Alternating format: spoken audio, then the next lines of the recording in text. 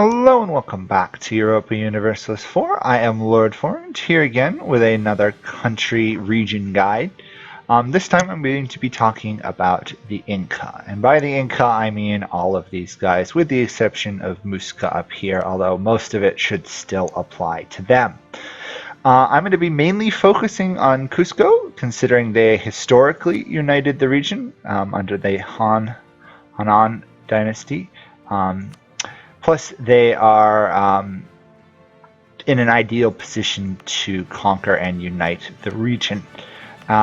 First off, the Inca region is fairly rich in development if you actually look at it. Most of the provinces have at least 5 to 14 development, give or take.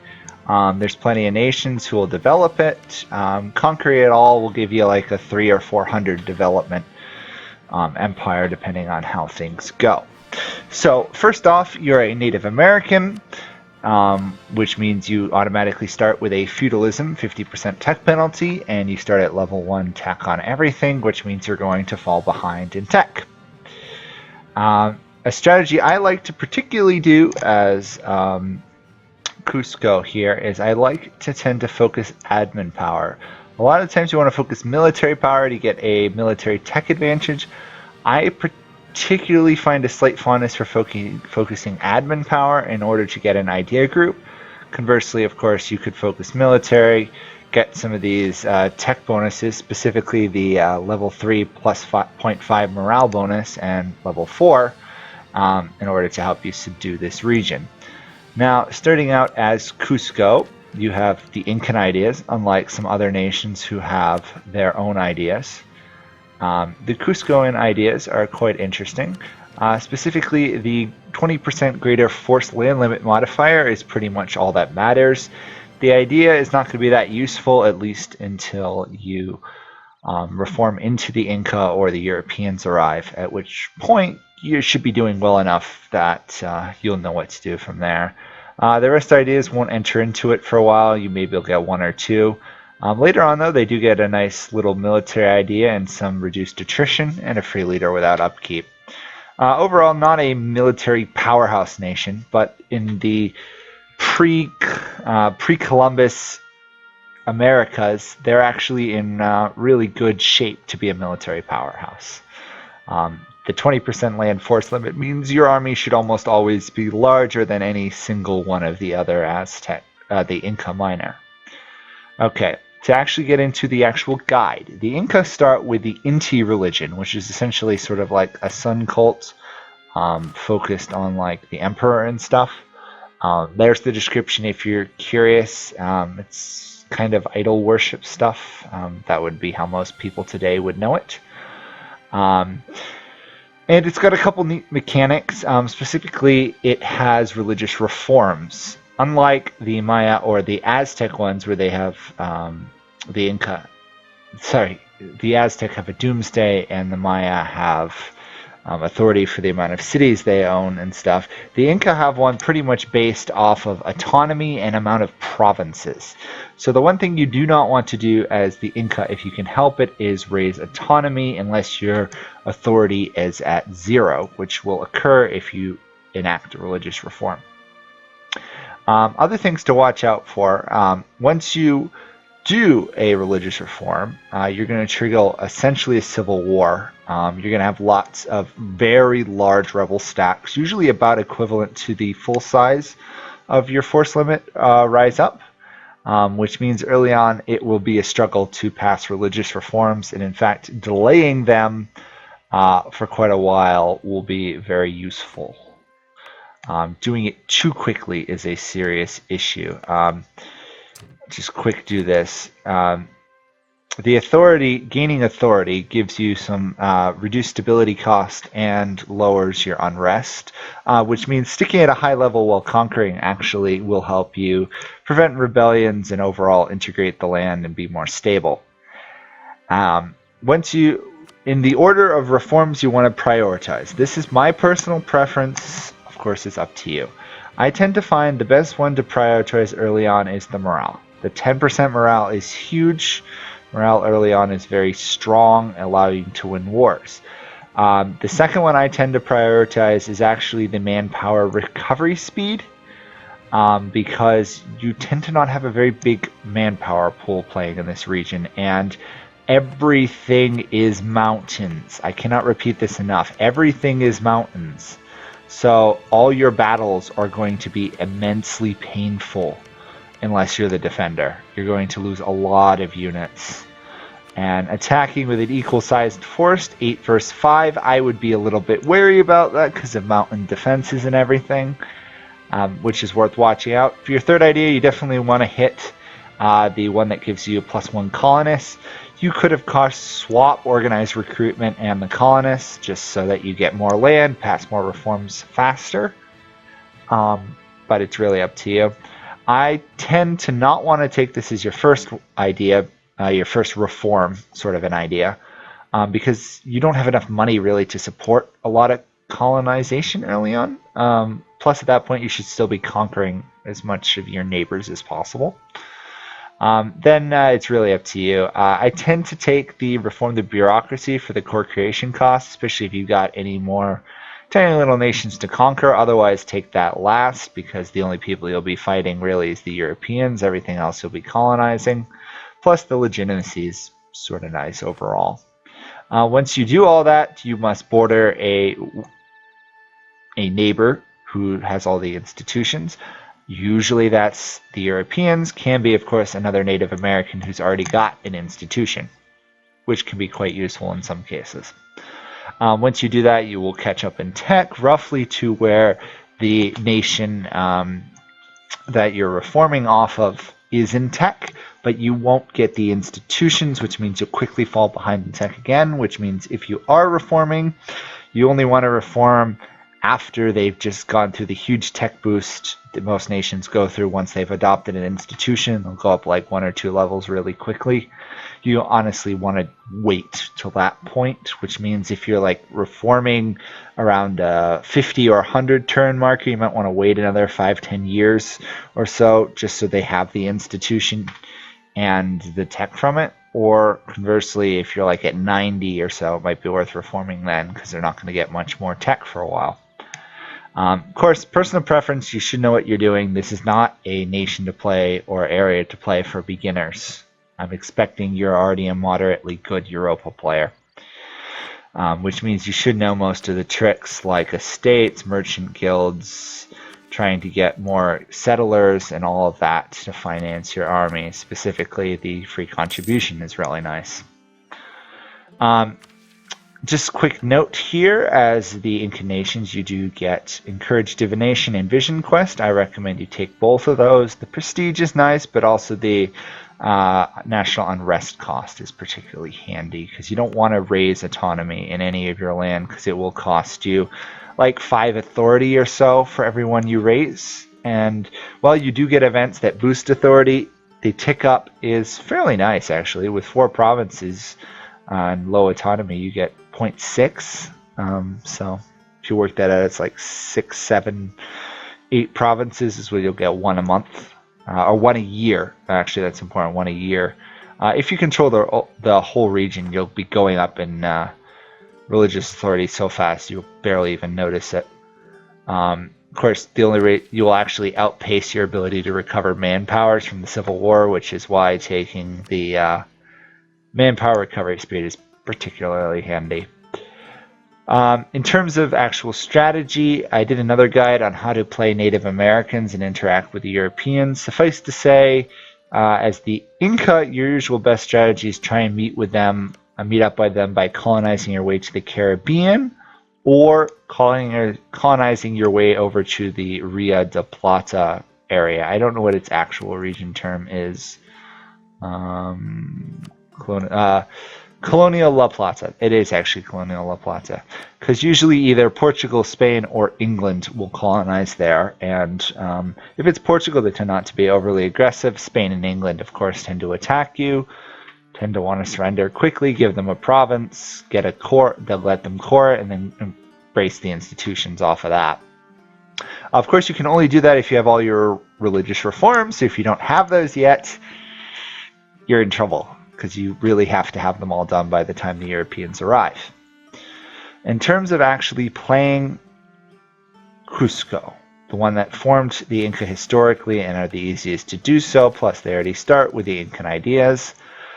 You have a very delicate start. And by delicate, I mean you're pretty much everything revolves around the fact that you have Pachacuti as your ruler, who's a genius level ruler, 546. Specifically with the Conqueror, reduces separatism, which is really handy for conquering land. But he is also a genius general with 3 fire, 5 shot, 4 maneuver, and 2 siege, which means you're going to want to actually use him as a general, unlike most rulers, to initially conquer some of your neighbors. Usually you'll have, in this case I have 2 rivals, usually I have one of these as a rival, one of these as an ally. The cool part is you can almost always get an alliance with some of the other major nations in the region. They tend to like you. You don't actually, as far as I'm aware, have like a historical rival modifier. So it's just a matter of diplomacy to get them on your side. Things to watch out for in your initial wars is you have a lot of gold in your region, specifically the southern region. And you're going to want to get your production up and stuff because the gold will pretty much finance your empire until you reform. Your tax base is kind of pitiful, honestly. Of course, you have to be careful because your inflation will go up rather rapidly. So you have to spend admin power to reduce the inflation over time. But a good strategy is try and pick up the gold provinces as quick as you can, all 6 of them if you can. Of course, there's a chance if you colonize it you can find other gold, but I wouldn't rely on that. It's only 11% or so chance in most areas. In terms of actual conquest, you usually get a mission to conquer some of these regions. If you get this one, the Wonka one, let me just tick forward a day. Come on, tick forward a day. Or maybe it's a month, we'll see. I usually get a nice event here that gives you a bit of a boost. We'll just tick it forward 1 month. Not much happens, but you do get claims on the Wonkas up here, and if you attack them as soon as you can try and take their land. The issue I find is they tend to get allies. Usually the best way I found is to go south, take on Kola down here, usually with the alliance of either Charka or Pakashes. They tend to actually really want this area, so if you promise them land, conquer the war, don't give them the land, or give them 1 province and pick up 2 yourself. Once you've picked up like 2 or 3 provinces, you can take on about 2 other nations with Pachacuti running things. In this case, this would be a great start because Kola is allied to Wonka, and I could attack and eliminate both of them. A key point of this strategy in this region is stack wiping. If you can launch the war and instantly invade, like I attacked the Wonka with a large overwhelming force, I can wipe them out of the war, quick siege their land, and then turn around to face the other enemy. You do have a fort here in Cusco, which is kind of handy because it prevents enemies from just strolling through your land. They can go around you, but it will take time. The other thing is, what's really key, is building over your force limit. This sounds a little bit risky, but it's worth it. Considering how small the armies are, 1,000 or 2,000 more troops makes a huge difference. I tend to focus on subduing one area before I go after the other. Usually the south is easier to subdue with only 4 nations, whereas the top has considerably more, 6 or 7. Of course, smaller nations are proportionally stronger than larger nations per province, so eliminating 4 nations is easier than eliminating like 6 or 7. Another nation that's pretty good for allies is Musica up here, because they don't actually have a land border to any of the Incan miners and stuff, so they won't actually take any land in this direction unless you colonize to them and then lose land. I wouldn't rely on any of these nations to colonize. The AI seems to be particularly awful at them. But once you've conquered the regions, you can then form, or at least grab these key regions. They're mostly like 1 or 2 up here, 2 or 3 down there. It's the standard Unite a region mission decision thing. But you'll get a permanent claim on this entire region, which is really nice because then you no longer have to fabricate claims and attack that way. which means you can pretty much just declare war and conquer it all. You don't want to leave any allies, you want to conquer it all. It's not worth having any allies. Once you do conquer them all, you got to start colonizing. Actually, you want to start colonizing once you've conquered about half of the lands. That's at that point you have to commit to either going to the Caribbean or going to La Plata. Now, because you're the Inca, it's going to take longer for the Europeans to find you than it would if you're a Central American or North American, or even an East-South American, Native American. You'll usually get to one of the idea groups. Part of the reason I focus the admin power is to try and get there sooner. It's really expensive though. It's gonna be like 2,000 power for a single tech level. Also, there's no point in developing institutions because you can't embrace them anyway, which is really annoying.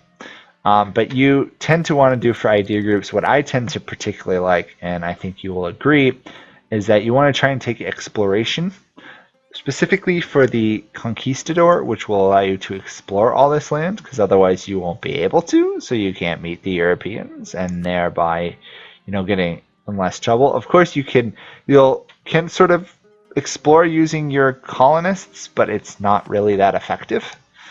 It's better meeting the Europeans before they have a land border with you and trying to get them as friends than all of a sudden meeting them with a land border, if that makes sense. You can't really fight the Europeans. Out of all the Native Americans, you have the best shot at fighting them. A war of attrition with sieges and forts just drain them dry. The issue is they always tend to have better troops and better manpower. Watch out for level 15 Miltech, after which they tend to become particularly aggressive at conquering the New Worlds. So that's worth worrying about. I wouldn't really encourage you to take a military idea to start, because the odds of you winning a war against the Europeans are slim to none. If you do, defensive is probably your best, because they're going to have a morale advantage, and any morale advantage that you can negate with a plus 15% morale will be really handy. You'll also get some from prestige, but I wouldn't count on it doing much for you. The other thing to watch out for is you will get rapid collapse of society after you meet the Europeans. I believe it lasts, 25 years, at which case your morale is terrible, discipline's terrible, and all your power costs more. Which means if the Europeans attack you while you're going through this, you are doomed. There's no way you can survive 20% morale loss and 10% discipline loss. The best you can do is just hope and pray, really, that they don't take all your lands. The dangerous thing is the Europeans tend to be very aggressive at taking your lands. If they get a colony like down here in Nazca, which by the way is where those famous lines on the map are, if you've never seen them, the Nazca ruins are quite amazing. I believe that's where they're located. They will then, if they get a province here, they will then start desiring all this land. But if they only have a province up here, they'll only tend to desire like 3 or 4 of your provinces. Again, it's an issue if they can't, I don't believe, see all your land, so they can't want it all. It's really confusing. But usually making peace early on is really good. It's much easier to reconquer land later on than it is to survive the initial European onslaught, if that makes sense. The big strategy you want to try and do is you want to try and protect, and this sounds really weird, you want to try and protect the Amazon Basin. There's a lot of colonizable land up here. I can't obviously show you it all because of, terra incognita. But there's a lot of colonizable land there, and you want to colonize it. So the strategy I particularly found to be good was try and box off colonial areas, like colonize this province, because then these 4 provinces can only be colonized by somebody who owns one of these neighboring provinces, which means the Europeans can't get to them, and you of course can always get back there and recolonize them later. Essentially it gives you a little bit of fallback. If you lose land to the Europeans, you can just colonize new land and kind of rebuild, which means you kind of want to snake your way around all the Amazonian basin and try and cut off whoever's got Colonial Brazil and Rio La Plata or whatever, and prevent them from just colonizing freely, because it's much easier for you to colonize the land than it is to conquer it from a colonial nation who has colonized it. if that makes sense. Because if a colonial nation gets too large, that is a problem for you. I tend not to have much issues fighting colonial nations, but again, it's hard. I have done the Sun God achievement, which is, control South America as the Inca have no Europeans, and stay Inti, which is a bit difficult. But it's doable. It's very doable. In that case, if you want to do that achievement, first be really good at Europa and take religious ideas for the conversion strength. It helps. But once you meet the Europeans and reformed, you need to turtle up, develop your provinces, put down temples or whatever the Inti religion gives you. I don't remember at this point. Let's see. What does it say? You have temples. There you go.